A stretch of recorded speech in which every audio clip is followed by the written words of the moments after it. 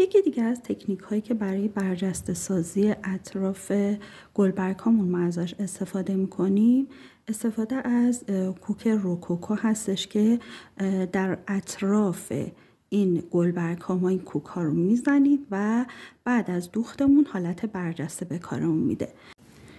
این گلی که میبینید من به صورت ترکیبی میخوام روی این کار بکنم. برای وسط گلم اومدم از دوخت روکوکوی چرخشی استفاده کردم که قبلا آموزشش رو دادم. برای اطراف گلبرگ ها به صورت برجسته هستش و دور تا دور این قسمت گل مرکزی قراره کاس آن کار بشه. برای اطراف این گلمون ببینید از این قسمت تا این قسمت